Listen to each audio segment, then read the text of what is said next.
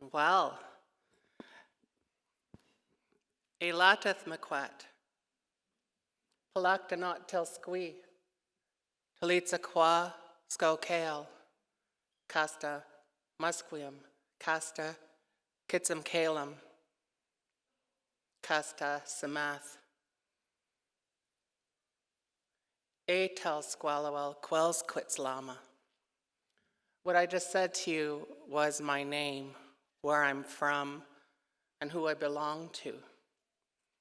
But before I get into this very formally, I have to say, oh, you teachers, you people, listen to me sounding all superior. You know, it's funny, we take those stereotypical things like, you know, those things that we're not supposed to say, like you people, and we turn it on its back and play with it. And we make it something harmless. You know, because my own people, we were referred to that, and we continue to be referred to that a lot. So that language is something that we have to really take and create change and make the world a little bit kinder. I see a room full of people. I see a room full of hope. And it's wonderful to know that because this is the New Teachers Conference, that many of you are new teachers or you're becoming new teachers. All the hands that went up when those questions were asked were telling to me of who I was speaking to. It's difficult to come and speak to an audience like this and understand what it is that you need to hear, what it is that you would like to hear. But all I can do is hopefully share some of my tools with you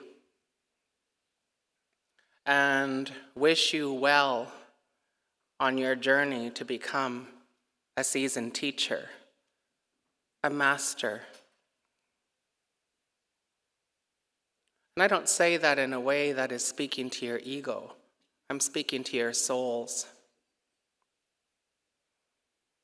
This beautiful profession is very sacred. You have to understand that. It's a sacred profession. You have the future in your hands. Therefore, you have the whole world in your hands. We tend to forget that as teachers, you know, because we're just imperfect human beings, full of ego, full of fear, full of bias. And we have to be reminded and we have to remember that this profession really isn't about us. I've heard these words over and over and over, and they're good words, they're true words. At least for me they are. We have to think about the children. Because guess who's going to look after our children and our grandchildren? It's you all. Might be your children. What are we going to share with the world as teachers? Because during those times between 8:30 and 3 or whatever your school hours are, you're mom and dad. You're the nurse. You're the disciplinarian. You're the social worker. You're so much more than a teacher. So much power that you have. So much power that you have. I've been doing this for 20 years and I still feel new. I look around and I think, my goodness, what the hell are they asking me to come up and speak for? One of the best things I've come to understand One of my favorite moments in my own reflection of myself only happened a few years ago.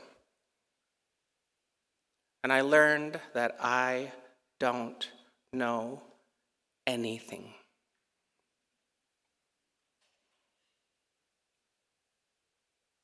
I don't know anything. In my 20s, which is how I still understand myself to be, I'm just a better version of myself, better version of my 20-year-old self, because it's a fun time. You know, if I came to something like this in my 20s, I would have had the time of my life last night. I would have dragged myself in here, tired but happy. The only difference now is that, I get to this conference and, I'm off to bed at 7 p.m., barely making it through the wine and cheese.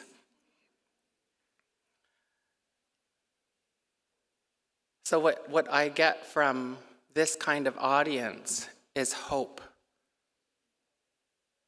I hope that you hear everything that everyone here to share. Everyone has something to say here, all of your presenters. I hope that you take away something and add it to your toolkit. I'm going to read a little bit, and then I'm going to continue speaking, just so you can follow what I'm doing. Do you like my fancy PowerPoint? The world of teaching, right? I mean, you think that you're going to continue on the way UBC or SFU or UVic or whatever teaching program you went to. You think you're going to carry on writing thorough lesson plans, and, that doesn't happen. I don't know if you know that yet, but that doesn't happen. Tomorrow? What do you mean, what am I going to do tomorrow?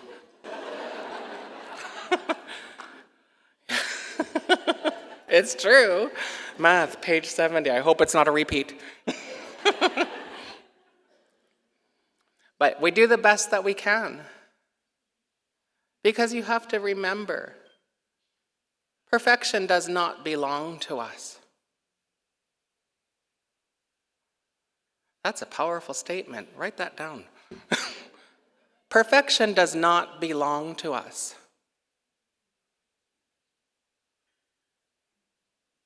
In my own mind, this is just part of my own teaching, I am a child of the Creator. Some of you might refer to yourselves as children of God. However you understand yourselves, if you have a faith, if you're spiritual. Perfection does not belong to us. We can ride the waves of it sometimes.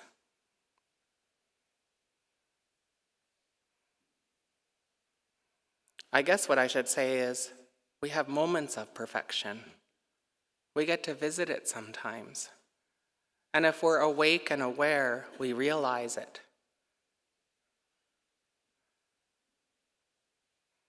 We're human beings. We're flawed. We're scared. And we're imperfect. And it's absolutely okay. We do the best that we can, right? We do the very best that we can. We show up and we show out. No matter how tired we are, no matter how scared we are. How many people here work at schools where, like I'm speaking to some of you that might be kind of new. You work in a school. Okay, I'll back up a bit. How many people here who are relatively new have a continuing contract and they're in the same school now? Okay, there we go. Those of you who are on the TOC lists or in temporary contracts, you're going to get there. You've heard her. There's a teacher shortage. How many of you notice that when you go into a staff room, that it feels like there's already a well-established culture and there are well-established cliques, and you feel like a fish out of water. Yeah. So, what a wonderful opportunity for me to say, you be better than that. It starts with us. Who are we to teach children if we are not continuing to teach ourselves? Who are we to have the whole world in our hands if we do not reflect on ourselves?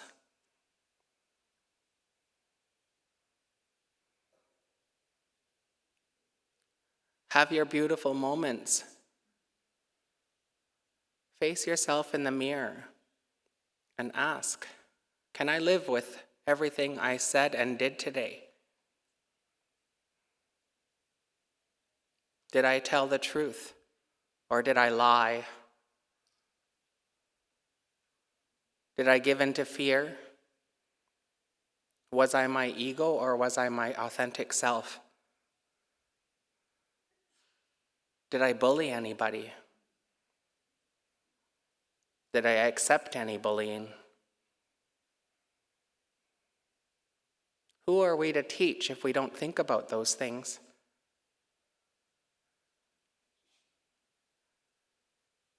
I'm not calling teachers down, I'm talking to everybody. Human beings, doctors, lawyers, parents, everybody. But especially those of us in this field who have the world in our hands. That's why it's so sacred. If we don't walk our talk, then we really shouldn't be doing what we're doing.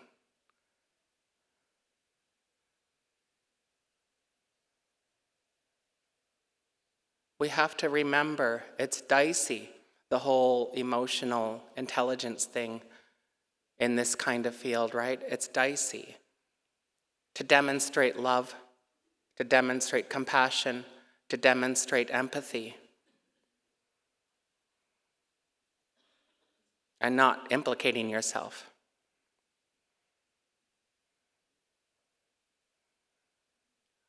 There are all kinds of people in the teaching field. Some people are left-brained, some people are right-brained, some people are math teachers, some people are art teachers. Some people are lovers, some people are just there to do their robotic job. And it's okay. We bring something to the table. I guess teaching is very much like a feast. We come to a table like this, and we bring what we have to share, like a potluck.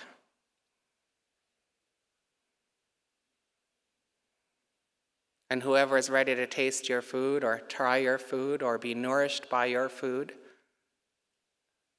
that's who's meant to get it. But I ask all of you to remember to reflect on your own practice. Reflect on how you affect the energy in the room. I think that's called being reflexive. I took a fancy course at SFU and it was all about research methodology, and they said reflexivity. And I thought, and they spoke about, like how you've taken classes and there's big terms that come up and you don't ever really wrap your mind around it. You don't really understand what they're saying and you try, you Google it, nothing, it's all vague. But the best I understand about reflexivity is that the researcher, the teacher, reflects on how they affect the room. How does your presence affect the atmosphere in your room? How does your presence affect the culture of your school? How does your presence affect the atmosphere of your teaching colleagues?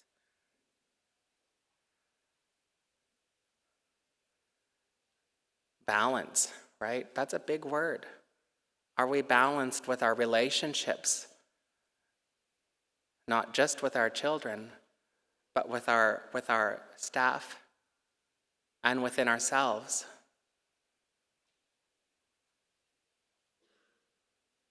Do we have wonderful marriages? Are we single? Are we having a horrible life at home? What are we leaving at the door when we come in? Or what are we taking with us?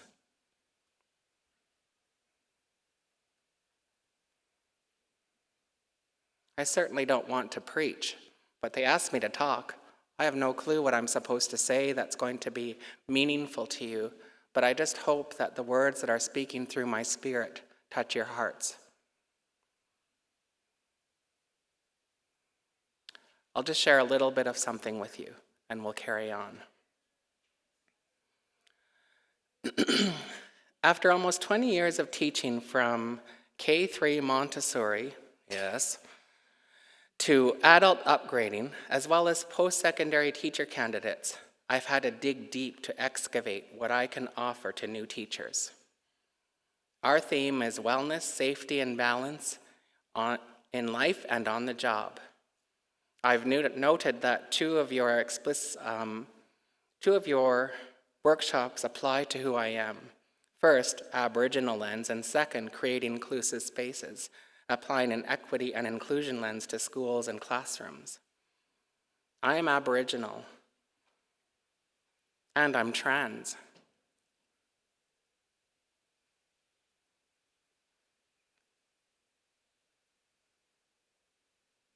Just letting you feel that.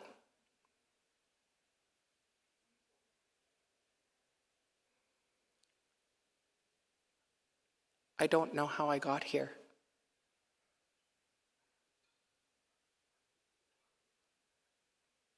I don't know why I've done this well.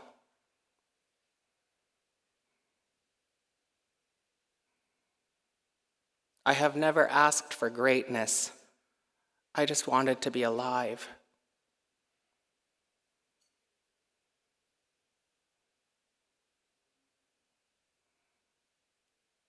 I represent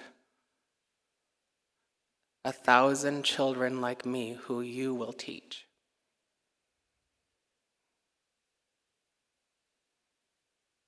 Because I made it through a time when there was no safe space, no language.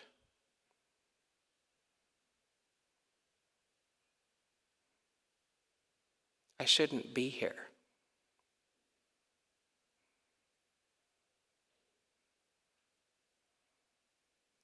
But I got my teaching degree. I got a master's degree. I work in arguably one of the most political districts in the province.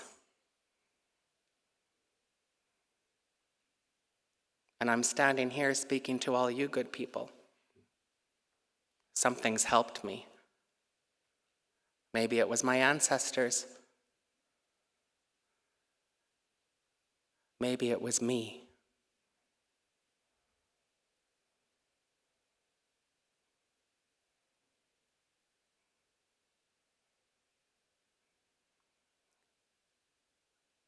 I invite you,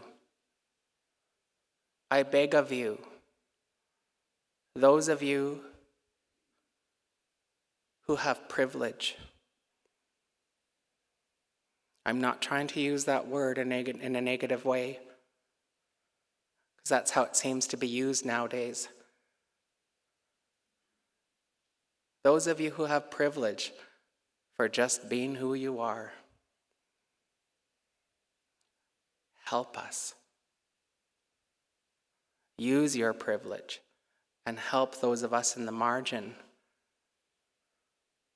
At this very moment, as well as I've done, I'm in the negative.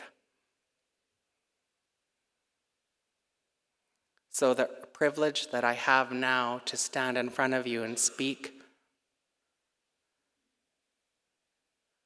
is what I've worked for and what I've earned.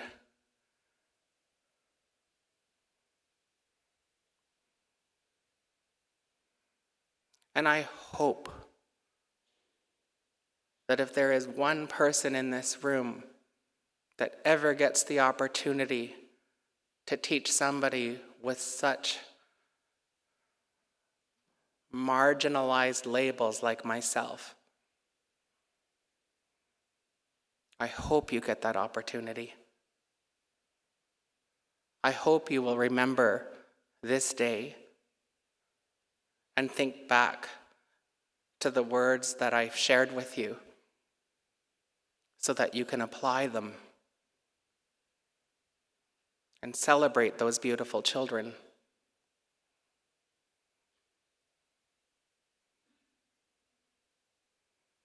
It's a dangerous world. So our world that we create around us and in our classrooms is only as dangerous as we allow it to be.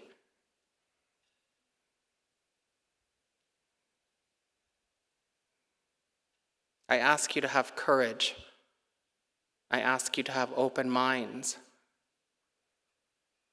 And I ask that you continue to work on yourself. Heal yourself. Love yourself. So that you inspire others to do the same.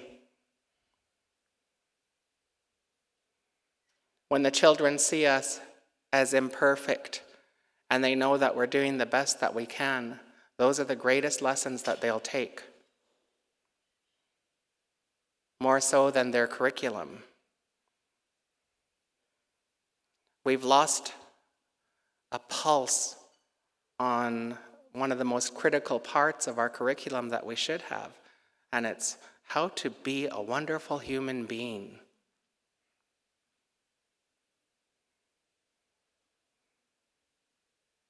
Those of you in this profession, if nobody asked you this when you finished your teacher education programs, I'll ask it of you now, and you don't need to answer. This is just for you. Did anybody measure your moral values? Did anybody ever measure your compassion and empathy? Do you do your best to keep a pulse on the growth and measure of your soul?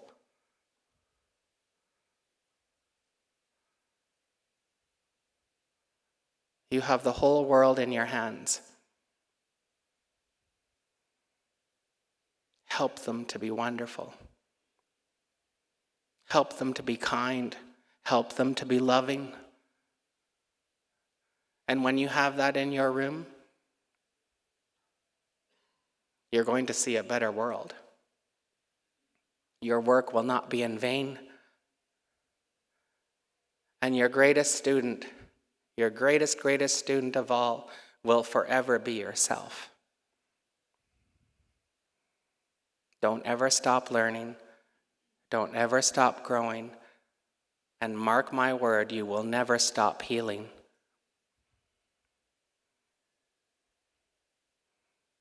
I see all your beautiful lights. Lots of thoughts, and that's good. I didn't get to my reading, but I guess I just have to go with the flow sometimes. I look forward to the rest of the day. I thank you for this time, and I thank you for all of your minds and your hearts. May this day continue to be wonderful. Lahai.